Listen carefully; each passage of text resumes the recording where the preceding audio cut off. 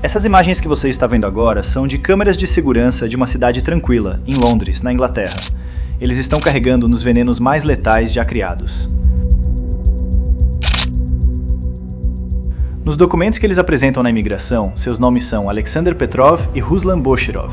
A ocupação declarada deles, turistas. Eles passam pelo controle de fronteira do país sem nenhum problema, nenhum alarme, nenhuma suspeita. Para qualquer câmera de segurança que os captasse naquele momento, eram apenas mais 2 homens chegando a Londres, como milhares de outros que chegavam todo dia. Mas esses 2 homens não vieram como turistas. Vieram com uma missão. E na bagagem carregavam algo que nenhuma câmera de raio-x havia detectado.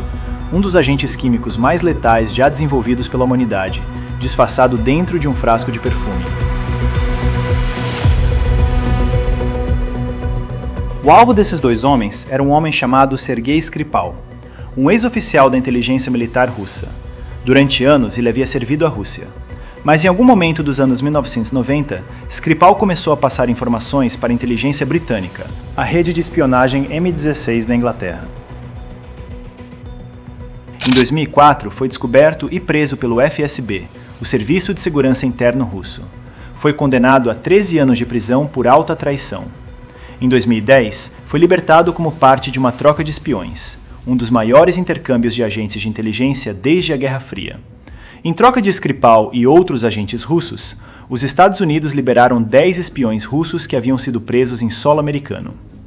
Skripal foi para a Inglaterra, se estabeleceu na pequena cidade de Salisbury, uma cidade histórica no sul da Inglaterra, conhecida pela sua famosa catedral medieval. Vivia uma vida tranquila com a filha Yulia, que o visitava regularmente da Rússia. Para o Kremlin, no entanto, Skripal nunca havia deixado de ser um traidor. E os traidores, na visão de Vladimir Putin, precisam pagar um preço. Os 2 homens que chegaram na Inglaterra naquele dia de 3 de março não eram agentes convencionais da inteligência russa. Eram membros de uma unidade secreta dentro da Rússia, conhecida como Unidade 29155.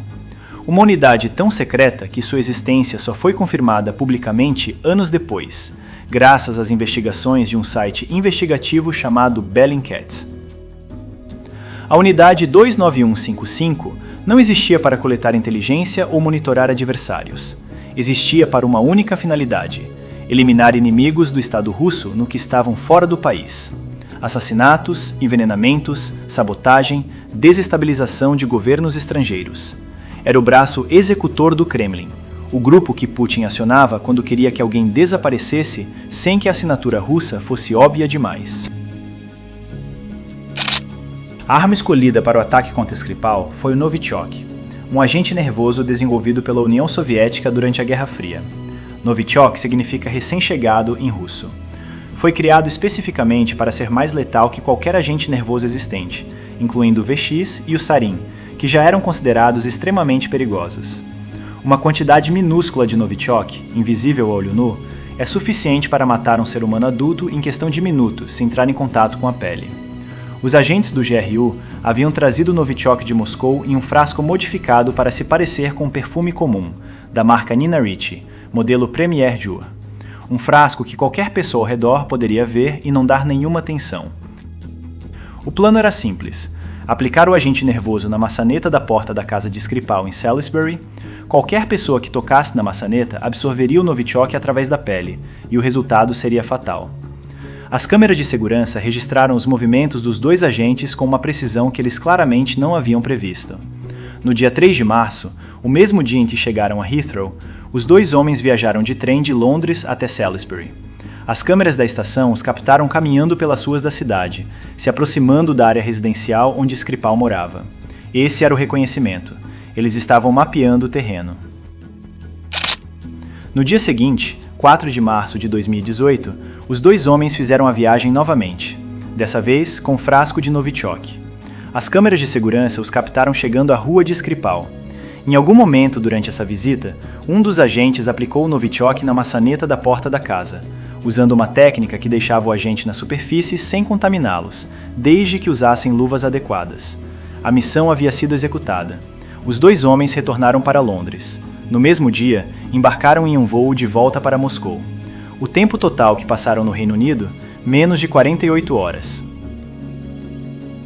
Na tarde de 4 de março de 2018, Sergei Skripal e a filha Yulia, que estava visitando o pai, saíram de casa.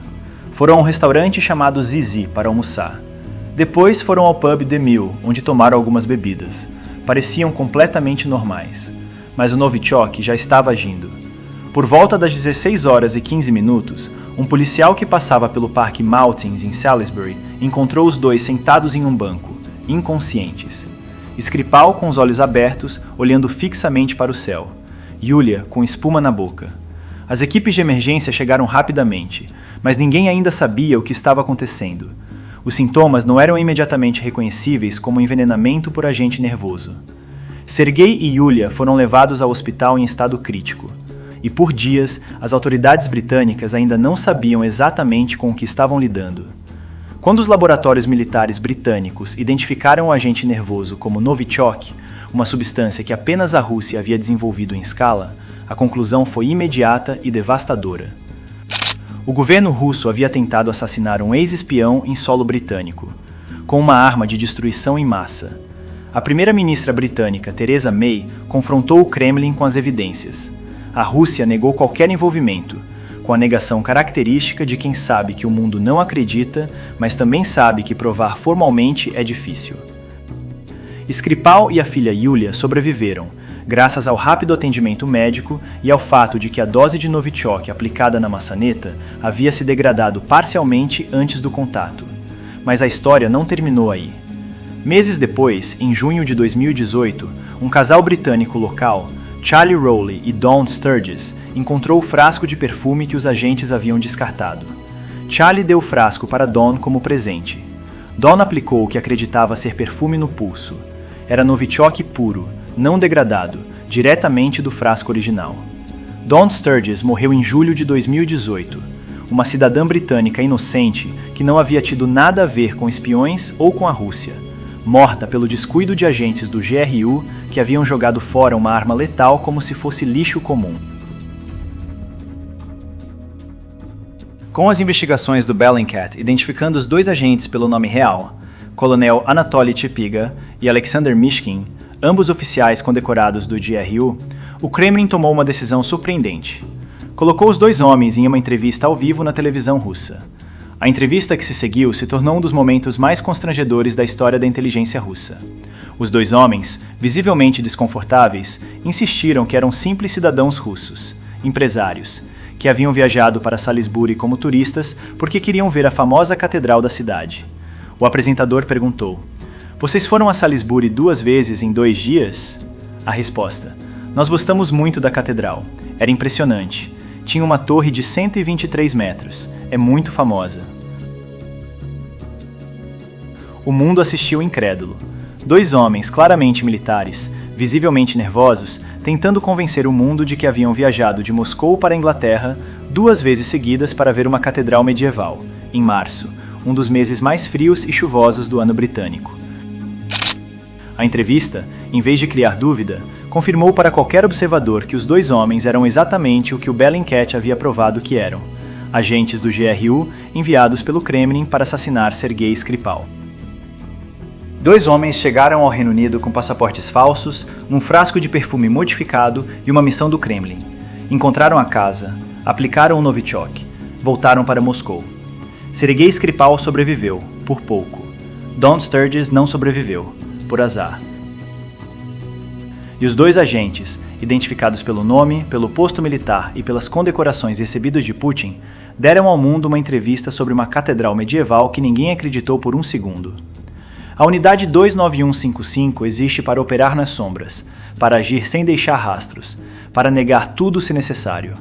Mas dessa vez, as câmeras de segurança do aeroporto de Heathrow, da estação de trem de Salisbury e das ruas da cidade gravaram cada passo. E o Bellingcat transformou cada frame em prova. Se você chegou até aqui, deixe nos comentários de onde você está assistindo e o que achou dessa história. A inscrição no canal e o sininho garantem que você não deixe de acompanhar nenhum vídeo. Obrigado por assistir.